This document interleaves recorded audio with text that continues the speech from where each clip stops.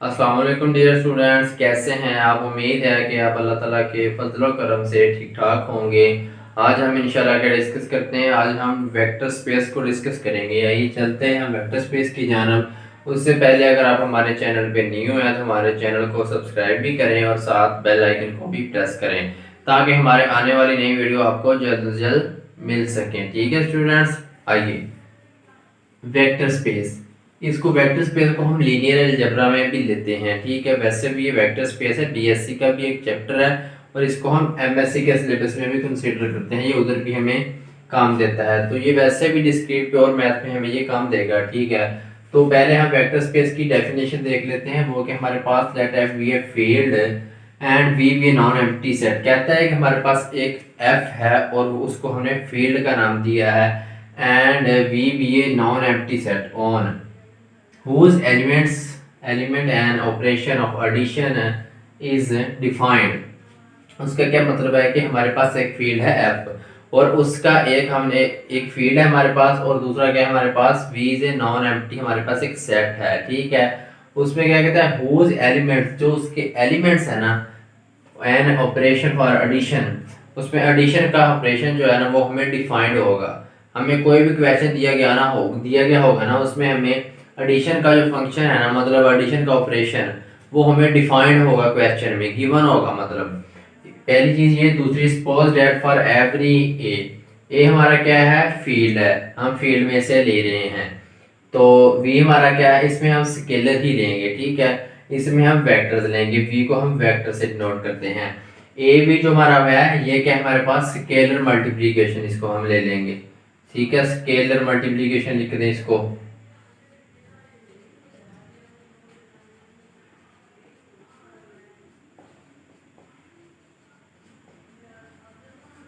ठीक है, इसको हम स्केलर मल्टीप्लिकेशन कहते हैं। Is an elements of V, कहता है कि ये तो एलिमेंट एफ का है ए, ठीक है, और वी जो है ये वी का है। कैपिटल वी की मदद क्या है, हम वेक्टर स्पेस की बात कर रहे हैं, तो ये हमारे पास स्मॉल वी है जो इसका सेट है। इसमें से हमने एक एलिमेंट लिया है स्मॉल वी, और अगर हम इन दोनों को ए डॉट वी लें तो क्या कहता है कि ए डॉट वी जो हमारा is an elements of we.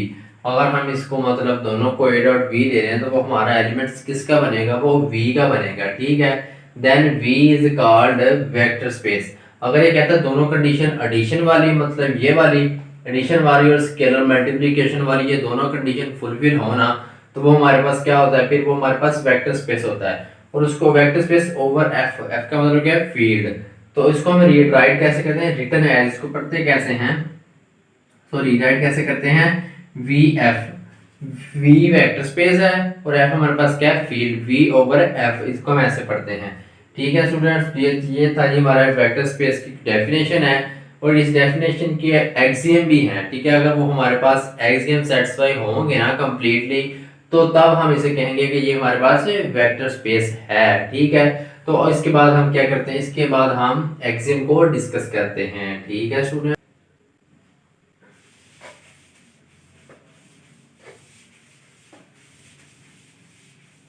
हम डिस्कस करते हैं अब इसके एक्सियम को। एक्सियम क्या है इसके हमारे पास, फर्स्ट ऑफ ऑल हमारे पास क्या होता है जी, वी अंडर एडिशन हमारे पास अबेलियन ग्रुप होना चाहिए।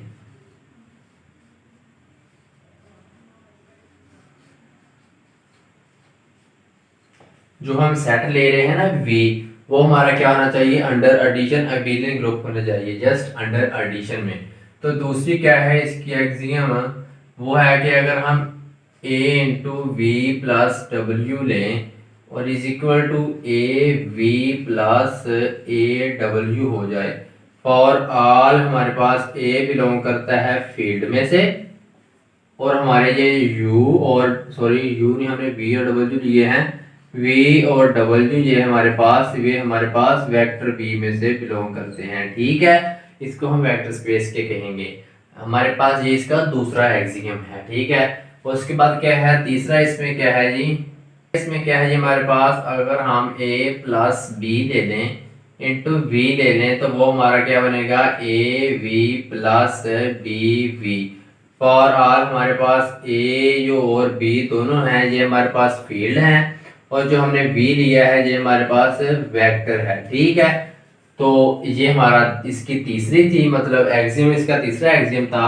उसके बाद हम 4 की जानब चलते हैं। वो क्या हमारे पास, अगर हम a इंटू बी वी ले लें, b V is equal to a B into V for all a b हमारा क्या है, फील्ड में से बिलोंग करता है, और वी हम जो ले रहे हैं वो हमारा वेक्टर बी में से बिलोंग करता है। ठीक है, तो ये था इसका 4 एक्सियम। अब हम चलते हैं इसके 5 एक्सियम की तरफ। अगर हम 1 डॉट वी लें और वो आंसर हमें वी दे दे, for all 1 is identity element, 1 हमारे पास आइडेंटिटी एलिमेंट है अंडर मल्टीप्लीकेशन का। ठीक है, तो आइडेंटिटी एलिमेंट है तो 1 हमारा फिर क्या होगा, 1 हमारा बिलोंग करेगा फील्ड में से। एंड दूसरा हमारे पास क्या हम ले रहे हैं, वी, तो वी आपको पता है कि वो वेक्टर में से बिलोंग करता है। ठीक है, तो ये था इसका ये 5 एक्सियम। ये हम इसको लेते हैं, अगर हम ऐसे ले लें कि 6 ले लें इसमें, वैसे अगर ए वी हमारा बिलोंग कर जाए वी को, ठीक है, फॉर ऑल ए बिलोंग करता हो फील्ड को, और बी सॉरी वी हमारा जो है वो हमारा कैपिटल वी को बिलोंग करता हो, तो अगर हम ये हमने पीछे जो कंडीशन पढ़ी थी डेफिनेशन में, ये वही है। अगर हम ए बिलोंग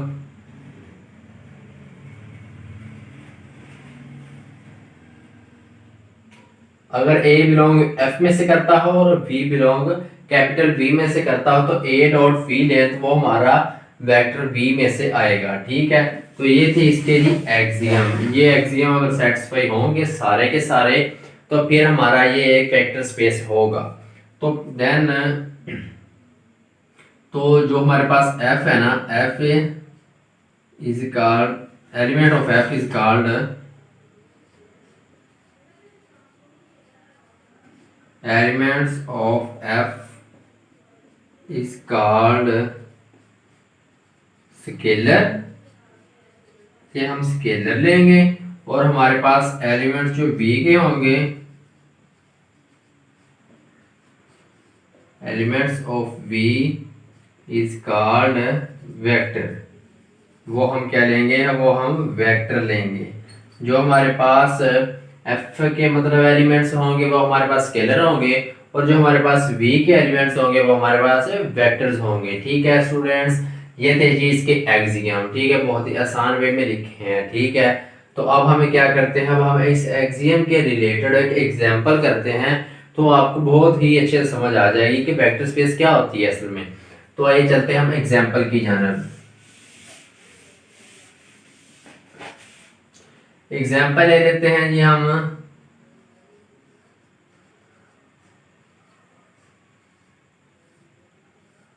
ठीक है जी, एग्जाम्पल हम ले लेते हैं जी आर की 3 is equal to X Y Z. ठीक है जी, और एक्स वाई और जी जो है ये हमारे बिलोंग किससे करते हैं, एफ से। ये हमारा एक सेट है। ठीक है, सॉरी आर इधर ले रहे हैं हम। ये हमारा एक सेट है, वो क्या कहता है कि इसमें हमने इसको वेक्टर स्पेस बताना है कि ये वेक्टर स्पेस है कि नहीं है। तो पहली कंडीशन वेक्टर स्पेस की ये थी कि अंडर एडिशन में हमें इसकी जो मतलब गिवन दी गई होगी वो हमें डिफाइंड होगा कि इसको अंडर एडिशन में कैसे सॉल्व करना है, वो हमें डिफाइंड होगा। दूसरी क्या थी कि अगर हम ए डॉट वी बिलोंग करवा दें वी में से स्केलर मल्टीप्लीकेशन, मतलब तो स्केलर मल्टीप्लीकेशन और अंडर एडिशन में अगर हम मतलब वो हमें डिफाइंड है। पूरी डेफिनेशन क्या कहती थी वेक्टर स्पेस की कि हम हमारे पास जो था ना कि ए डॉट वी बिलोंग कर जाए वी में से, तो वो हमारा स्केलर मल्टीप्लीकेशन बन जाता था, वो हमें डिफाइंड है। ठीक है, और दूसरी बात क्या थी जी, एडिशन में हम उसको लेते थे ऑपरेशन एडिशन, वो भी हमें डिफाइंड था। तो इसमें हमें ऑपरेशन ऑफ एडिशन भी डिफाइंड है और स्केलर मल्टीप्लिकेशन भी डिफाइंड है। तो हमें गिवन दी गई है, वो हमने इसके प्रूफ क्या करना है, हमने इसको प्रूफ करना है कि ये वेक्टर स्पेस है कि नहीं है। तो उसके लिए हम क्या करेंगे, उसके लिए हम इसकी जो सारी कंडीशन है ना उसको फुलफिल करवाएंगे। पहली क्या थी कि ये ग्रुप था हमारा वी, अब हम आर ले रहे हैं, चलो आर ले रहे हैं, आप R3 ले रहे हैं। Under addition is abelian group, हमने ये प्रूफ करना है पहली बात, तो एबिलियन ग्रुप लिखना है।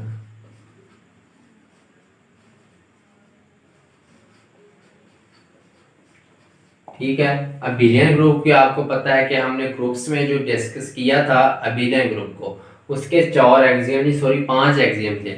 पहले तो उसे ग्रुप होना चाहिए, ग्रुप के बाद कमोडेटिव होगा तो वो हमारा अबिलियन था। तो पहले तो इसको हम पहले मतलब ग्रुप प्रूफ करते हैं, ग्रुप की सारी प्रॉपर्टीज एक्सियम को सेटिस्फाई करवाते हैं, उसके बाद हम कमोडेटिव को भी सेटिस्फाई करवाएंगे तो वो हमारा एबिलियन ग्रुप बनेगा। उसके बाद हम नेक्स्ट चलेंगे। तो हम क्या थी जी पहले उसकी, अगर हम हमारे पास पहला क्लोजर लॉ था ना, तो क्लोजर लॉ पहले होल्ड करवाते हैं, क्लोजर लॉ को होल्ड करवाते हैं। क्लोजर लॉ में हमारे पास क्या होता था, फॉर ऑल हम कोई 2 नंबर ले लेते हैं या वेक्टर्स हम ले लेते हैं u और v, ये बिलोंग करते हैं हमारे पास v में से। ठीक है, तो हम ले लेते हैं जी, अब जो हमें गिवन है क्वेश्चन में x y z, तो अब हम क्या लेते हैं, इसको सूटेबल हम ले लेते हैं x y z, हम खुद अपनी जानब से उसको सेट्स करते हैं। v इज इक्वल टू मैं ले रहा हूँ x1 y1 और z1। सिमिलर हम इसमें u को भी ले लेंगे x2 y2 और z2। ठीक है, उसके बाद हमने करना क्या होता था, v प्लस u अगर हम इन दोनों को ऐड करें और वो भी v में से बिलोंग कर जाए तो वो हमारा क्या होता था, वो हमारा कुलैया लॉ होल्ड कर जाता था। मगर अब हम r ले रहे हैं तो हम r के मतलब बिलोंग करवाएंगे, तो क्या आएगा हमारा x1, पहले इसके एलिमेंट्स आ जाएंगे y1 और z1। ठीक है, उसके बाद प्लस का साइन है x2 y2 और z2। इसको हमने ऐड कैसे करना होता था, इस एलिमेंट्स को इसमें ऐड करना होता है, x1 plus x2 wow y1 plus y2 wow z1 plus z2। और ये सारे एलिमेंट्स हैं ना जो, ये हमारे पास सारे के सारे बिलोंग करते हैं R में से। ठीक है, R3 हम ले रहे हैं तो R3 में से बिलोंग करते हैं। तो ये हमारा जी एक कुलैया लॉ भी होल्ड हुआ है। उसके बाद हम चलते हैं एसोसिएटिव लॉ। तो आपको ये भी बताया था कि अगर कुलैया लॉ होल्ड होना तो एसोसिएटिव मस्ट है कि वो होल्ड हो जाएगा। तो इसमें एसोसिएटिव आप वैसे ही कह देंगे कि अगर कुलैया लॉ होल्ड हो जाए ना तो एसोसिएटिव मस्ट है कि वो होल्ड होगा, तो एसोसिएटिव भी होल्ड हो गया। इसमें 2 गण हमारे हो गए हैं होल्ड, एसोसिएटिव भी हमारा होल्ड है। एसोसिएटिव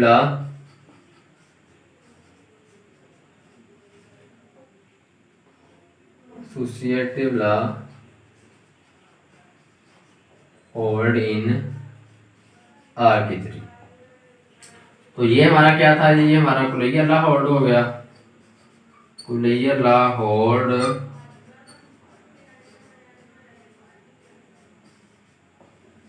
इधर हमारा कुलैया लॉ होल्ड हो गया। ठीक है, और एसोसिएटिव तो मस्ट है कि वो होल्ड होगा। उसके बाद आती है आइडेंटिटी की बात। तो हम आइडेंटिटी को देख लेते हैं। आइडेंटिटी में हमारे पास क्या था जी, आइडेंटिटी में हम देख लेते हैं, अंडर एडिशन की बात कर रहे हैं हम, तो अंडर एडिशन की हमारे पास आइडेंटिटी क्या होती है। अंडर एडिशन की हमारे पास फॉर ईच 0 बिलोंग करता है जी R3 में से। ठीक है, हम इसकी आइडेंटिटी एडिशन की हमारे पास 0 होती है और मल्टीप्लिकेशन की हमारे पास 1 होती है। अब हम एडिशन की बात कर रहे हैं तो हमारे पास इसकी आइडेंटिटी 0 होगी। ठीक है, तो 0 इसमें से बिलोंग करता है, तो इसको हम कोई और वेक्टर ले लें v, वो बिलोंग करता है v से। ठीक है, इसको अगर आप इसमें ऐड करें लेफ्ट साइड से या राइट साइड से तो इसमें कोई डिफरेंट ना आए, तो ये हमारी होती थी आइडेंटिटी। ठीक है, तो ये आइडेंटिटी भी इसकी सेटिस्फाई हो गई। उसके बाद आती है इनवर्स की बात। तो इनवर्स भी ऐसे ही है जैसे कि इनवर्स को हम देख लेते हैं। ये इनवर्स हमारे पास क्या है जी, फॉर ईच कहता है कि हमारे पास फॉर, इसमें हम इनवर्स आपको पता है कि हम के ले रहे हैं, इसमें v ले रहे हैं हम। ठीक है, वो R में से बिलोंग करेगा। ठीक है, इसमें हमने ये v तो ले लिया, for then there exist then there exist an element, कोई एलिमेंट एग्जिस्ट करता है, वो क्या है माइनस वी। ठीक है, ये एलिमेंट एग्जिस्ट करता है तो इसको हम फिर क्या कहेंगे कि V plus minus V is equal to minus V plus V. अगर आंसर हमारा 0 दे दे तो ये हमारा मल्टीप्लीकेटिव सॉरी इनवर्स होता था, इनवर्स ना भी होल्ड हो गया हमारा। हमारे ग्रुप के मतलब बिलियन ग्रुप के 4 एग्जाम सेटिस्फाई हो गए हैं, एक रह गया है, वो क्या है कम्यूटेटिव लॉ। उसको भी हम देख लेते हैं कम्यूटेटिव लॉ क्या होता है। कम्यूटेटिव लॉ को हम देख लेते हैं जी। कम्यूटेटिव लॉ,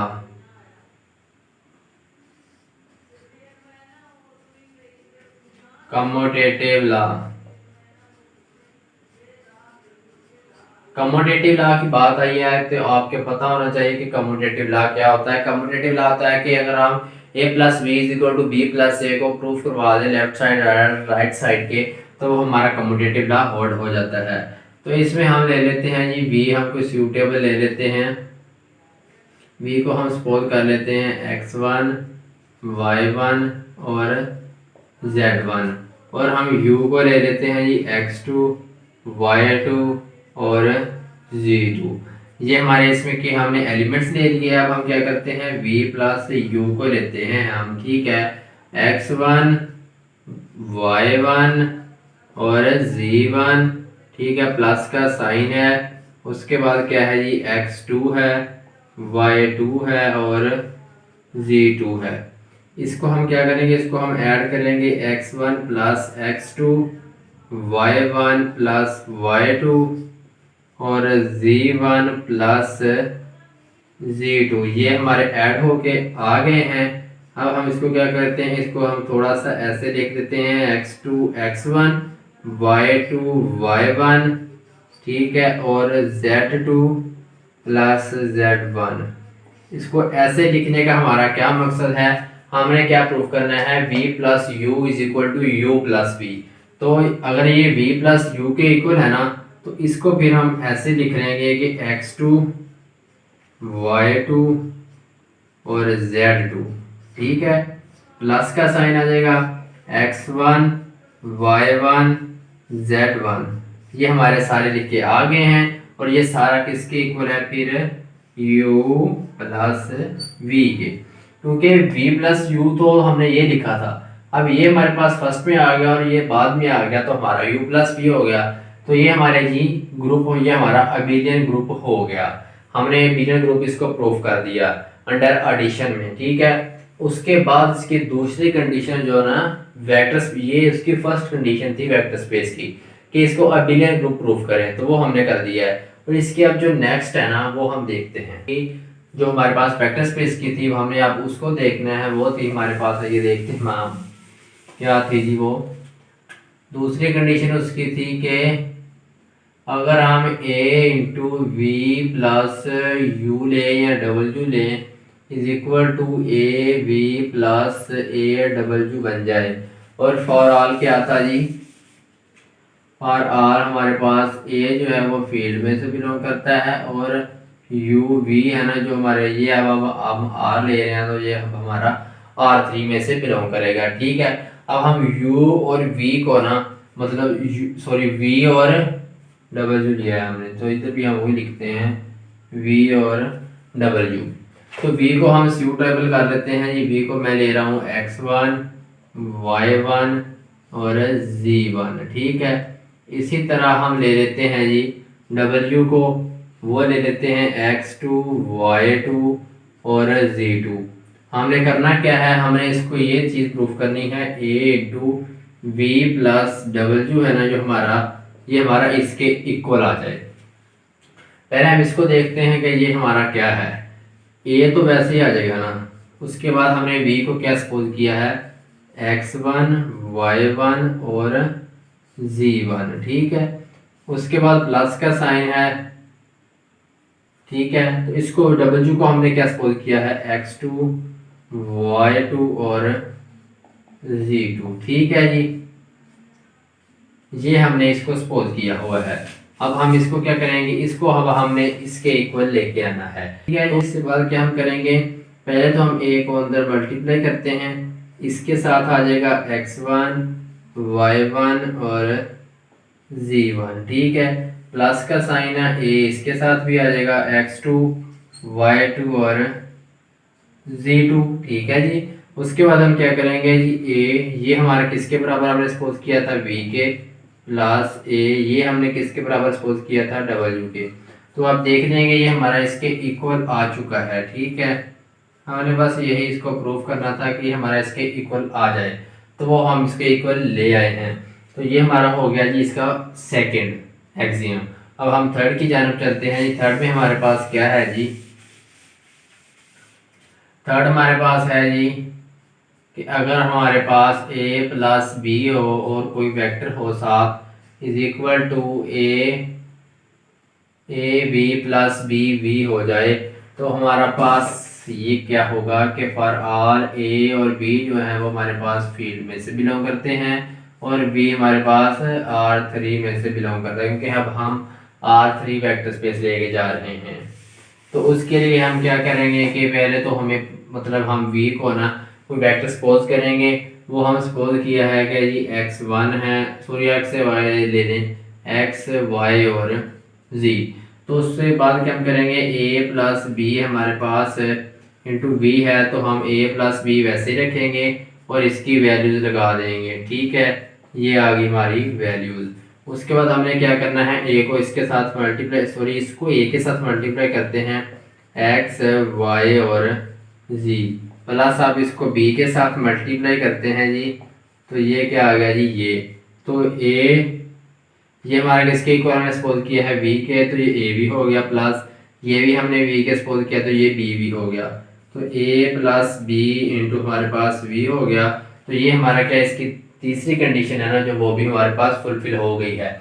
और अब हम चलते हैं इसकी चौथी कंडीशन की जानब। चौथी कंडीशन इसकी क्या है जी, वो हमारे पास है, उसको हम देखते हैं जी। अगर हमारे पास जी ए बी इंटू वी हो is equal to a into b V हो जाए, ठीक है। ये चीज़ अब हमने देखनी है। इसमें भी हम क्या करेंगे, ये v को हम सपोज करेंगे कि जो x y और z है। तो उसके बाद हम क्या करेंगे जी, उसके बाद हम a b लेंगे, इसमें फॉर ऑल a और b है ना जो वो हमारे पास फील्ड में से है और b हमारे पास फील्ड वेक्टर स्पेस R3 में से है। a b टू अब हम v लेंगे तो a b तो वैसे ही आ जाएगा ना एज इट इज, तो v हमने जो सपोज किया है x y और z वो हम इधर लिखेंगे। हमने इसको क्या प्रूफ करना है, इसको हमने इसके इक्वल लेके आना है। तो हम इसको क्या करेंगे, इसको अंदर इसके साथ मल्टीप्लाई कर देंगे, A B into X Y Z, ठीक है जी। तो ये हमारा A B X Y Z आ गया। इसको हम ऐसे भी लिख सकते हैं,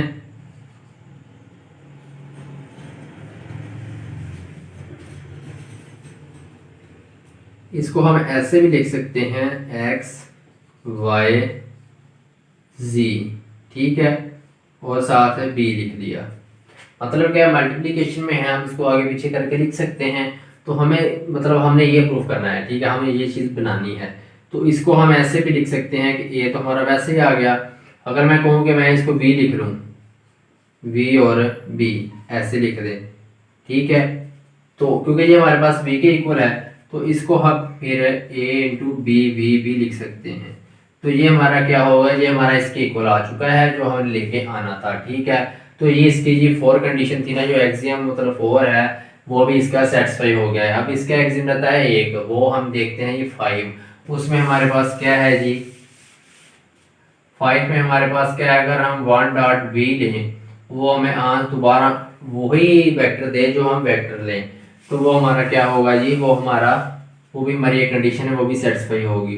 तो 1 हमारा किस में से बिलोंग करता है, 1 हमारा फील्ड में से बिलोंग करता है, फॉर ऑल 1 बिलोंग करता है फील्ड में से, एंड जो v ले रहे हैं वो R3 में से बिलोंग करता है। तो v को हमने सपोज किया है जी x y और z, ठीक है। इसकी हम ये साइड ले लेते हैं 1 डॉट v को हम ले लिया जी x y और z। आपको पता है कि 1 को जिससे भी मल्टीप्लाई करें ना तो वो आंस वही एज इट ही देता है। तो ये हमारे पास किसके इक्वल है, v के, 1 dot v is equal to v हो गया। तो ये हमारी ये भी कंडीशन है, ये भी हमारी सेटिस्फाई हो गई है। अब हमारे पास इसमें एक है ना जो स्केलर मल्टीप्लिकेशन है ना, अगर हम लें ए बी को बिलोंग करवा दें हम R3 में से, तो हमारे पास स्केलर मल्टीप्लिकेशन बन जाएगी फॉर ऑल। इसमें हमारे पास ए जो है वो बिलोंग करता है F में से और बी बिलोंग करता है R3 में से, ठीक है। तो हमें क्या करना है, दोनों को मल्टीप्लाई करके इसमें मतलब बिलोंग करवाना है। तो वो हम कैसे करेंगे जी, ए तो हमारा वैसे आएगा क्योंकि स्केलर मल्टीप्ली स्केलर है ये, तो वेक्टर हम ले लेंगे कोई एक्स वाई और जी, ठीक है। अब आप इसको मल्टीप्लाई करेंगे ना, जब ये क्या आ जाएगा ए एक्स ए वाई और ए जी, ठीक है। ये सारे का सारा बिलोंग किसमें से करेगा, R3 में से, ठीक है। तो ये हमारा स्केलर मल्टीप्लिकेशन भी हो गया है।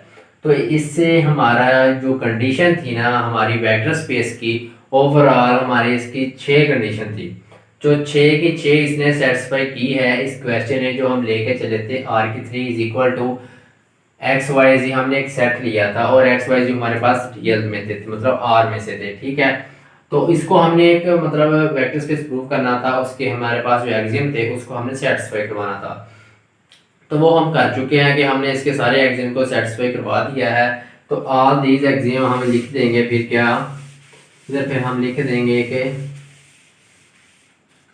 All these EXIM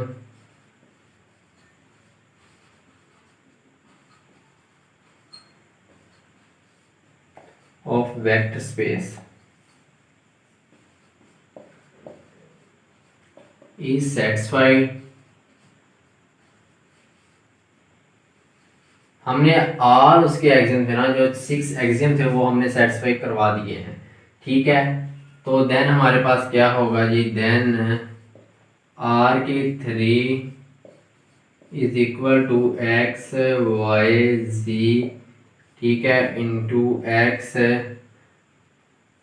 x Y और जी हमारे पास बिलोंग करते हैं R में से, ठीक है। ये जो हमारा सेट है ना इज ए वेक्टर स्पेस, तो ये हमारा वेक्टर स्पेस है, ठीक है स्टूडेंट्स। तो हमने इसको वेक्टर स्पेस प्रूफ कर दिया है। तो इसके साथ ही आपसे कहता चलो कि हमने वेक्टर इसमें क्या डिस्कस किया है, हमने डिस्कस किया है कि वेक्टर स्पेस क्या होता है। तो वेक्टर स्पेस को हमने डिस्कस करने के बाद उसके एक्सियम को देखा है, और एक्सियम को देखने के बाद हमने एक एग्जांपल से उसके एक्सियम को सेटिस्फाई करवा के उस एग्जांपल को हमने क्या किया है, प्रूफ करवा के मतलब उसको वेक्टर स्पेस प्रूफ किया है, ठीक है स्टूडेंट्स। तो आज के लेक्चर में इतना ही, नेक्स्ट लेक्चर में हम मिलते हैं, तब तक के लिए अल्लाह हाफिज़, दुआ में याद